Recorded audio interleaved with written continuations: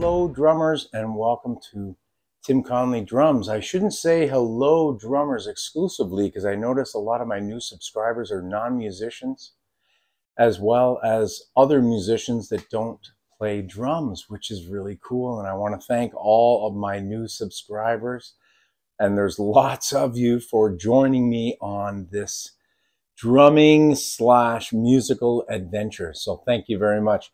I got a couple of really interesting stories. The first one is a story about crazy management and or owners that I've dealt with. And the second story is about patrons and or people at the venue, and a strange story about people that I ran into on gigs. So I want to tell you that this was brought to me by one of the subscribers or commenters asked me to do this video. So here I am. Unfortunately, the person didn't have a name. You know how sometimes on YouTube it's letters and a number? I can't remember what the letters and numbers were. So I'm just going to tell the story, and hopefully that person that suggested this watches it. So I'm playing a hometown gig in a venue that no longer exists in downtown Hamilton. Now, downtown Hamilton has a lot of bars, lots and lots of restaurants, and it has an actual district that's a music district, similar to Toronto. And at one time, it was a good scene, but there's a lot of dive bars, and there's a lot of lower end type of places that, and I've played them all. Gonna be honest with you, played every dive bar in town, but years ago. I haven't been in any one of them in a long time. But there was one place in Hamilton, I think it was called Liquid Kitty, and it doesn't exist anymore, like I said. And this was the cherished venue. This was the venue that you wanted to get because all the young kids would go there dancing. It had 2 floors. Upper floor was usually the older crowd, and the younger people were in the bottom level or the basement, and it was where the bands played and the dancing. Now, of course, they mingled. You know, older people would come downstairs to dance. Younger people would go upstairs. I think there was pool tables or socializing and stuff. So, you know, they had, it was quieter upstairs. So if you wanted to talk and just listen to quieter music, that's where you went. If you wanted to dance and party and have fun, you go downstairs where the band is cranking out the tunes. So this was the cherished venue. So the band that I was in at the time finally got into this venue, because you have to work through agents. For those of you that don't play in bands, generally speaking, to get into almost any actual venue other than a private function in the Ontario scene, and I'm sure it's the same elsewhere, you have to have an agent, because most venues do not book direct. So direct bookings are, I call the venue and I say, you know, I've got a band or my band wants to play. Even if the guy knows the band, has had the band before, that's not the way it works. You got to go through the agent. The agent sets it up, and then the agent contacts you. And of course, you got to pay the agent 10% of whatever you make. Anyways, our agent finally gets us into this venue in Hamilton, the prized venue. And this is 2005-ish. It's quite a long time ago. I'm around there. Maybe even, yeah, around 2005-ish. So we get in there and we're playing, and it was a disaster gig. Oh my God, it was a disaster. Now, it wasn't a disaster on our end. We actually were cranked and ready to play, and we actually played really well. The problem was the manager / owner, the owner of the venue, was a little crazy. And we were warned about this particular owner, that he was difficult and that he was a little loopy and that he ran the ship, you know, like a captain. He was the captain of the ship and he ran a tight ship. So anyways, we get there and we're setting up, and right away the guy makes it awkward. He comes over and he says, you know, do this, do that. I want you set up by this time.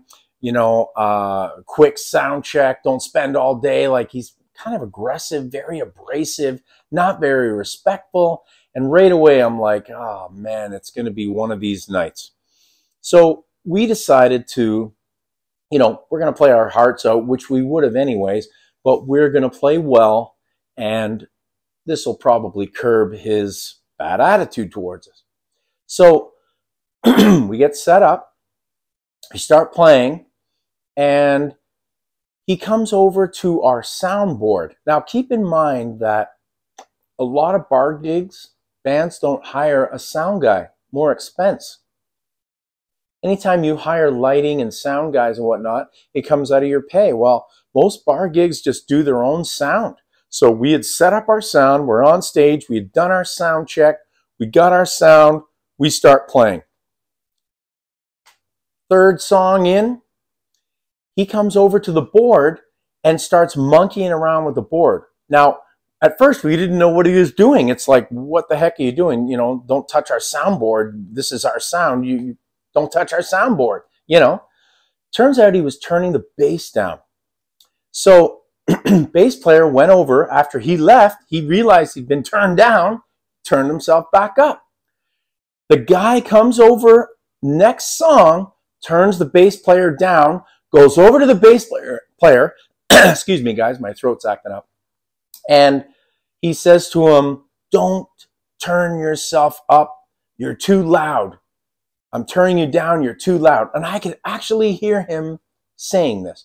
So they get into a little bit of a heated discussion. That's my sound or something, I remember the bass player saying. And they get into an argument, kind of, on stage while we're playing. But it was on a break, not a break, but a moment in between songs. And the audience is like, what the heck is going on? So we start playing. He leaves his bass where it is. Then on the break, I'm the band leader. The owner approaches me and says, I don't like the sound of your bass player's bass. There's a clicking sound and I don't like it.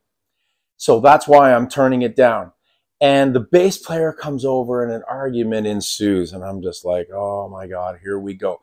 Bass player's defending himself. That's my sound. Don't mess with the sound. And anyways, the night just carried on. It was not a good night in terms of dealing with this owner. Now, we actually played well. Like I said, the audience liked us. They were dancing. They had fun. The guy made money. I don't exactly know what his problem was, but he was very unhappy with our sound. And he kept turning us down. He kept turning the guitar player down. It was mainly the bass he was uptight about, but he just kept coming to the soundboard.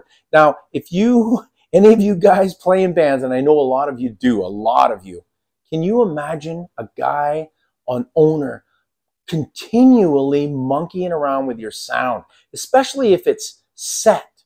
Because if you're playing with backing tracks, which we were, you have a set volume that you're at so that the tracks can be heard evenly with all the other live instruments. Because we had bass, guitar, vocals, and drums, and backing tracks that had backup vocals, horns, keyboards, percussion, the standard backing track stuff.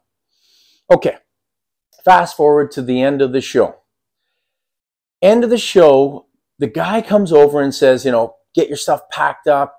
We want to get rid of the crowd and we need you guys to get out of here quickly. And he's just rude as hell. It's like, what is this guy's problem? Anyways, finally, we're packed up, and the standard deal is, again, if you're a musician, you'll know what I'm talking about. Once you get your stuff packed up, you either meet up with the manager or the owner, and they go and they pay you. Okay, so he comes to me at the end and says, come with me. Okay. So I go with him. He goes into his office. He says, wait out here. Okay.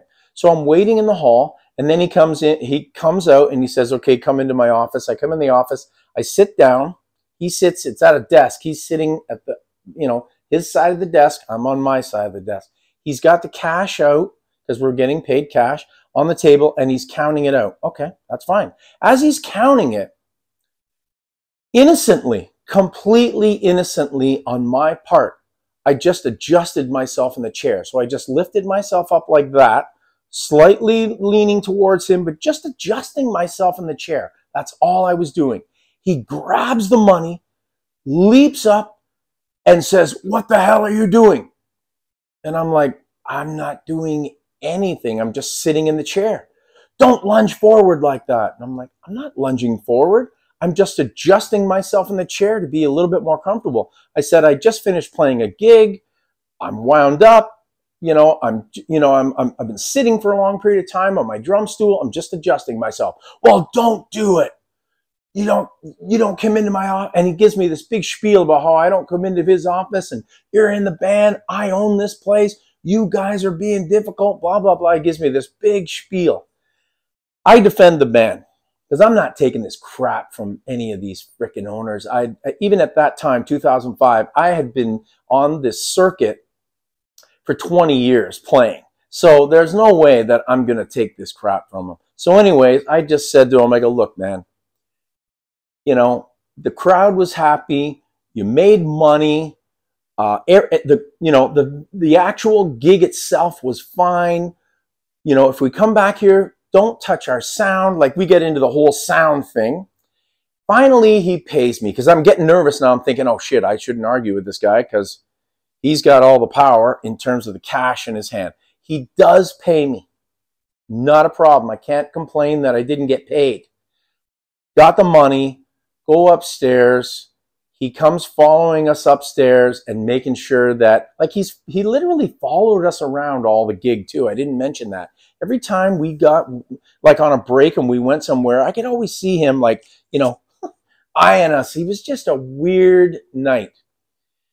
I paid everybody and we just got out of there. Now, since then, I had played there. I haven't played, the place closed down, so but I had played there a few more times, never with that band. I think we only played there once, but I did play there a few other times, but I wasn't a band leader. I was a sideman, and I think I was subbed as well with different bands. So I have played there, probably 4 or 5 times. I didn't notice it as bad the other times I was there, but this one time that I was there with my band and I was the band leader, it was an absolute nightmare gig. So that is a story about nightmare owners. Now let me tell you a story about nightmare drunken fans. Oh my God. Playing a gig in Guelph, Ontario at a university bar. And we played there regularly. And we were one of the rotating bands that would go in there probably once every 6 weeks. They had a bunch of bands that they liked. We played there every 6 weeks. Okay, no big deal. The owner actually was a great guy. Great guy. He treated us really well. Now, the funny thing is nobody in the band drank, but he always would offer us 12 beers. So 3 each because there's 4 people in the band, but nobody drank. So I remember saying to him, after the first time we played there, "Thank you very much for offering us the beer, but can you give us food or more money or something like that?" Instead, none of us drink. The guy was a gracious host and he gave us free food, which was fantastic. Great, great bar owner. The exact opposite of what I already talked about in the first story.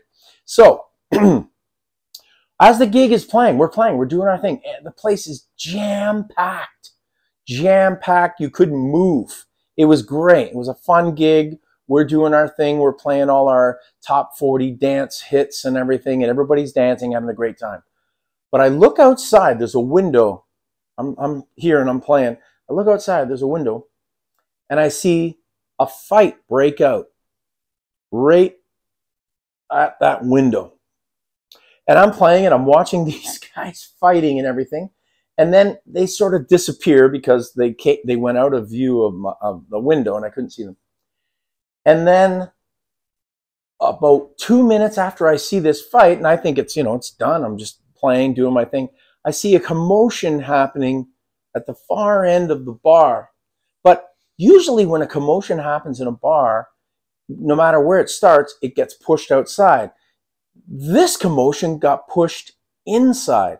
And these guys, I'm assuming it's the same guys. I couldn't exactly see from where I was. I found out later it was the same guys, but from the drum stool, you know, where I was sitting, I couldn't really see. Plus, you got to remember, just like now, there's lights on me and I couldn't see the crowd very well. Anyways, the fighting starts to move in, and more people start engaging in this fighting until, I'm not kidding you, it seemed like 8 or 10 people are fighting. It's chaos. There's drinks, tables, chairs, shit is flying everywhere. It's absolute chaos and fights galore. We kept playing. We just kept playing because we usually, you know, fights break out all the time in bars when you're playing, and the band usually just keeps playing. But then a bartender comes over and tells us to stop. So we stopped. And the fighting, there's bouncers, there's all kinds of people in this, you know, fighting, whatever. Finally, it sort of settles down, and these guys, whoever they were, whatever was going on, gets pushed outside. Okay, you guys can start playing again. Okay, so we're back playing again. I look out the window once again, a couple minutes later after I'm playing. They're fighting again outside, but this time the police are there. And there's a lady police officer trying to break up this fight, and she gets punched in the face. Oh, man. All hell breaks loose, and you can just see these guys just getting pounded by the police and being arrested. And, of course, when the crowd inside realizes that this nonsense is going on outside, the whole place empties. It's chaos out on the street. We're still playing because not everybody left. There's probably, you know, 15, 20, 25 people still in the bar, but 100 people left and went outside. And I can see them all out this window. Absolute chaos. The police are, there must have been 20, 25 police there. It was insane. It was like a freaking riot. And we're playing. And I can just remember that none of us got hurt. None of our gear got damaged. We did our thing. At the end of the night, we still got paid. The owner still shook my hand and thanked us, and everything was great. But it was absolute chaos from a crowd perspective. So in the end, we managed to make our way through the crazies outside. The fighting had pretty much stopped at that point, but there was hundreds and hundreds of people outside the venue. The police were all out there. A number of people had been arrested. You know, drunkenness outside was ridiculous. Just young kids hammered, acting stupid. But we were able to get our gear out. You know, hey, yeah, rock and roll. Way to go, guys. Hey, I love the band. You know, all the band cheering, which is great. I have no problem with that. But honestly, after a gig, when it's chaotic like that, we want to get the hell out of there. So I packed up my stuff as quickly as I could, and myself and the singer who came with me to that gig, we got the hell out of there, and that was the end of that. And I think that was probably the worst night of playing there in terms of the fighting and the chaos and whatnot. I have no idea who got hurt except for that lady policewoman. I saw her actually, you know, she was hurt. She got punched right in the face, so she was hurt. And this is a long time ago too. The date line on this is probably 10 or 12 years ago. It's quite a long time ago. Maybe even longer than that. I don't know. But because when you play so many gigs, sometimes they roll into one. I can remember the stories. Hopefully, guys, I can remember the venues. But sometimes the actual dates of exactly when this happened, they get messed up in the head of a musician that plays so many gigs. So, but anyways, that was a crazy crowd story. So those are my two stories for this evening, guys. So again, I want to thank all of you for subscribing, and I hope you're enjoying the road stories and the gig stories and whatnot. And I want to thank you for watching, and as always, keep drumming. See ya.